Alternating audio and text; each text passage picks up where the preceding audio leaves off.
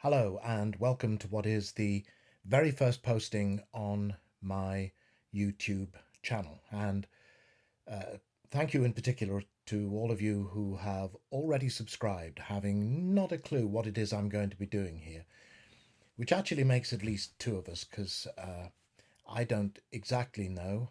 And I hope that this will be um, an organic process as we go along and find lots of different things that we can do. But one thing I do know that I'm going to do, and it's where I'm going to start, is reading.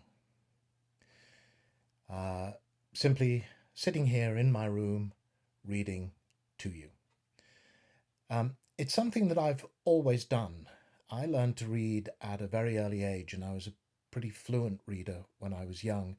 And from as soon as I was able to read, I read aloud. It always seemed to me to be the sensible thing to do because it always seemed to me that the words wanted to be spoken. They wanted to be heard, and the voice inside my head that was saying the words to me as I went along didn't quite seem enough. And so I always read aloud. And what I'm doing here is something that I've always continued to do throughout my adult life. I've always read aloud at home when I've been on my own, and sometimes when I've not been on my own, and I have occasionally been accused of being a bit of a weirdo for sitting in a corner reading to myself.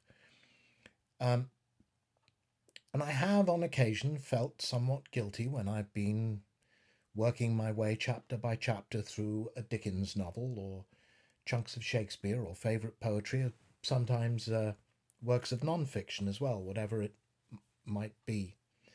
Um, and there was always that little worm voice in my head telling me that I probably really ought to have better things to be doing with my time. But I always persevered with the reading aloud. I liked to think that it somehow um, kept me in training as an actor as well in some way or another, which is probably nonsense, but I like to think so.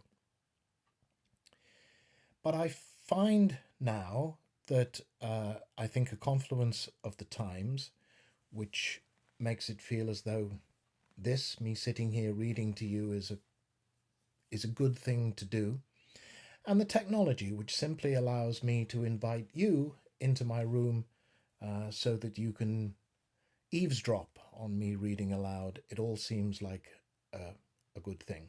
I hope you will agree with me. And the reading that I have decided to start with is Frankenstein by Mary Shelley. Um, and I thought that I would like also to say a few words of introduction to the story before I start, because it seems to me that this is one of the most well known, least read stories in the world. Everybody knows the story of Frankenstein, don't they? Or everybody thinks they do. Maybe they know the story as per the the original Universal movie version.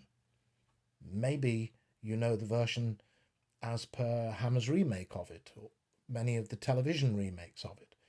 Uh, Maybe you know it um, from Kenneth Branagh's Mary Shelley's Frankenstein with De Niro as the creature, which was pretty faithful to the novel. Um, uh, but none of these actually captured directly the flavour of Mary Shelley's original novel, I think.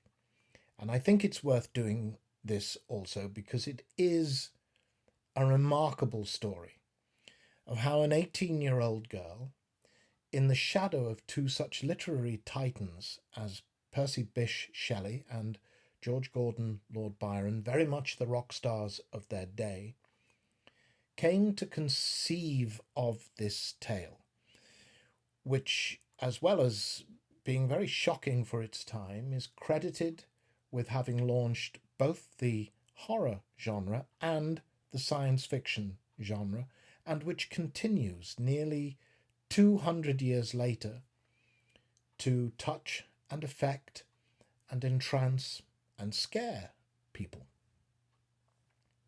Mary Wollstonecraft Shelley was born in 1797. She was the daughter of William Godwin, who was a pretty well noted author and political philosopher of very much radical, not to say anarchist, tendencies, and Mary Wollstonecraft, who is most remembered as the author of what is surely the first feminist treatise ever to be written, The Vindication of the Rights of Women. But Mary Shelley never knew her mother, because in what is something of an irony, given that the tale which makes Mary Shelley's name is very much centered around ideas of creation and birth, life and death. Mary Wollstonecraft died barely a month after giving birth to her daughter. When she was only 16, Mary began something of a scandalous relationship with Percy Shelley, who was married at the time. The two, it is reported, would meet over Mary Wollstonecraft's grave in Old St Pancras churchyard, and indeed one apocryphal story claims that their affair was first consummated over her mother's tomb. I don't know that we have any reliable concrete evidence for that, but it's a good story. Anyway, the relationship certainly was consummated, because after travelling through Europe with Shelley, Mary discovered that she was pregnant. The child, a girl, was born prematurely and died soon afterwards. Mary and Percy married in 1816, Shelley's first wife, Harriet, having conveniently, you might say, committed suicide in the meantime. And what happened next is the stuff of literary legend. It forms the opening sequence of the 1935 sequel to Frankenstein, Universal's Bride of Frankenstein, my favourite horror film. And Mary herself chronicled the story in her introduction to the 1831 edition of Frankenstein. So I'm going to I'm going to let her tell you the story in her own words. She writes, "In the summer of 1816 we visited Switzerland and became the neighbours of Lord Byron." Now by we, she refers to herself, Shelley and Claire Clairmont, who was Mary's 18-year-old stepsister and who had become romantically and sexually involved with Byron, and also a member of the vacationing party in what would come to be called the Year Without a Summer, was an English doctor, Dr. John Polidori, who had been hired by Byron as his personal physician, by some people's estimations, his drug wrangler. But back to Mary. At first, we spent our pleasant hours on the lake, or wandering on its shores, and Lord Byron, who was then writing the third canto of Childe Harold, was the only one among us who put his thoughts upon paper. These, as he brought them successively to us, clothed in all the light and harmony of poetry, seemed to stamp as divine the glories of heaven and earth, whose influences we partook with him. But it proved a wet, ungenial summer, and incessant rain often confined us for days to the house. Some volumes of ghost stories translated from the German into French fell into our hands. "We will each write a ghost story," said Lord Byron, and his proposition was acceded to. The noble author began a tale, a fragment of which he printed at the end of his poem of Mazeppa. Shelley, more apt to embody ideas and sentiments in the radiance of brilliant imagery, commenced one founded on the experience of his early life. Poor Polidori had some terrible idea about a skull-headed lady. I busied myself to think of a story to rival those which had excited us to this task.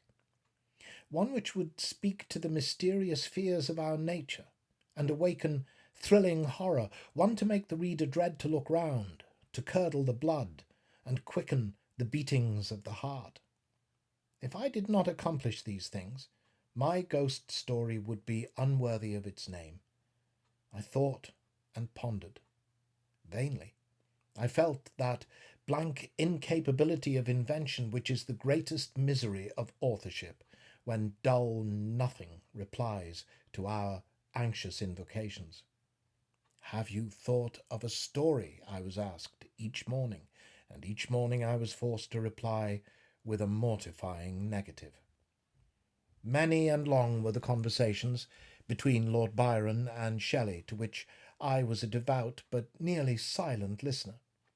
During one of these, various philosophical doctrines were discussed, and among others, the nature of the principle of life, and whether there was any probability of its ever being discovered and communicated. They talked of the experiments of Dr. Darwin, who preserved a piece of vermicelli in a glass case till, by some extraordinary means, it began to move with voluntary motion. Not thus, after all, would life be given. Perhaps a corpse would be reanimated. Galvanism had given a token of such things. Perhaps the component parts of a creature might be manufactured, brought together, and endued with vital warmth. Night waned upon this talk, and even the witching hour had gone by before we retired to rest. When I placed my head on my pillow, I did not sleep, nor could I be said to think. My imagination, unbidden, possessed and guided me, gifting the successive images that arose in my mind with a vividness far beyond the usual bounds of reverie. I saw, with shut eyes but acute mental vision, I saw the pale student of unhallowed arts kneeling beside the thing he had put together. I saw the hideous phantasm of a man stretched out, and then, on the working of some powerful engine, show signs of life, and stir with an uneasy, half-vital motion. Frightful must it be, for supremely frightful would be the effect of any human endeavour to mock the stupendous mechanism of the Creator of the world. His success would terrify the artist. He would rush away from his odious handiwork, horror-stricken. He would hope that, left to itself, the slight spark of life which he had communicated would fade, that this thing which had received such imperfect animation would subside into dead matter, and he might sleep in the belief that the silence of the grave would quench for ever the transient existence of the hideous corpse which he had looked upon as the cradle of life. He sleeps, but he is awakened. He opens his eyes. Behold, the horrid thing stands at his bedside, opening his curtains and looking on him with yellow, watery, but speculative eyes. I opened mine in terror. The idea so possessed my mind that a thrill of fear ran through me, and I wished to exchange the ghastly image of my fancy for the realities around. I see them still. The very room, the dark parquet, the closed shutters with the moonlight struggling through, and the sense I had that the glassy lake and white high Alps were beyond. I could not so easily get rid of my hideous phantom. Still it haunted me. I must try to think of something else. I recurred to my ghost story, my tiresome, unlucky ghost story. Oh, if I could only contrive one which would frighten my reader as I myself had been frightened that night. Swift as light, and as cheering, was the idea that broke in upon me. I have found it! What terrified me will terrify others, and I need only describe the spectre which had haunted my midnight pillow. On the morrow I announced that I had thought of a story. I began that day with the words, "It was on a dreary night of November," making only a transcript of the grim terrors of my waking dream. At first I thought but of a few pages of a short tale, but Shelley urged me to develop the idea at greater length. I certainly did not owe the suggestion of one incident, nor scarcely of one train of feeling to my husband, and yet, but for his incitement, it would never have taken the form in which it is now presented. And now, once again, I bid my hideous progeny go forth and prosper. I have an affection for it was the offspring of happy days, when death and grief were but words, which found no true echo in my heart. Its several pages speak of many a walk, many a drive, and many a conversation when I was not alone, and my companion was one who in this world I shall never see more. But this is for myself. My readers have nothing to do with these associations. I will add but one word as to the alterations I have made. They are principally those of style. I have changed no portion of the story, nor introduced any new ideas or circumstances. I have mended the language where it was so bald as to interfere with the interest of the narrative, and these changes occur almost exclusively in the beginning of the first volume. Throughout, they are entirely confined to such parts as are mere adjuncts to the story, leaving the core and substance of it untouched. And she signed the introduction, M.W.S., London, October 15th, 1831. And Mary mentions here the companion of her conversations whom in this world I shall never see more. And this is, of course, Shelley, who had died of a drowning accident in Italy in 1822 at the age of 29. And she also refers to alterations I have made. Now, Frankenstein was first published in 1818, anonymously, of course. The mere idea of a woman writing at all was outre enough at that time. Asking the public to accept that a teenage girl could be responsible for such a shocking tale was no doubt several bridges too far. And there was a lazy assumption, partly because of the subtitle of the novel, A Modern Prometheus, which referenced one of Shelley's poems, that Shelley himself was the author. Well, the story was shocking enough and as excitedly received enough that it required a second edition in 1821, followed by the new revised edition 10 years later, with Mary Shelley's name finally attached as author. And it's that 1831 text which I shall be reading.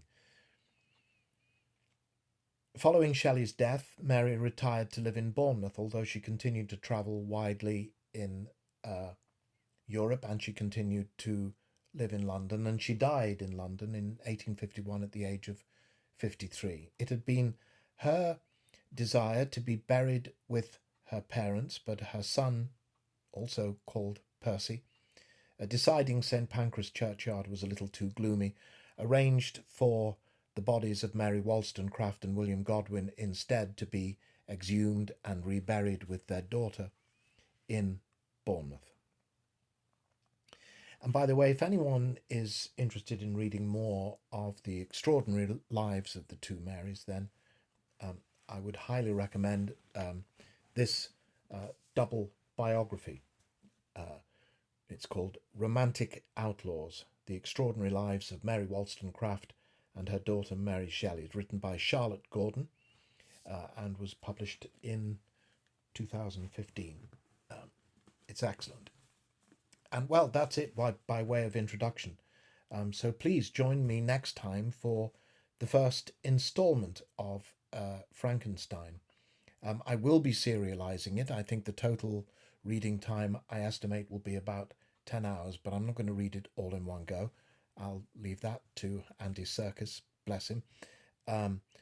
So I'll be serializing it, I think, in about 12 parts.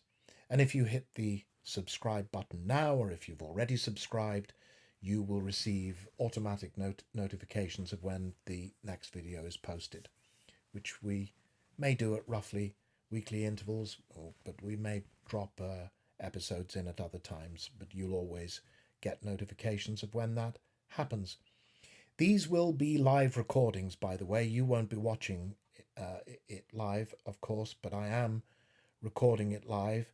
There will be no edits or retakes.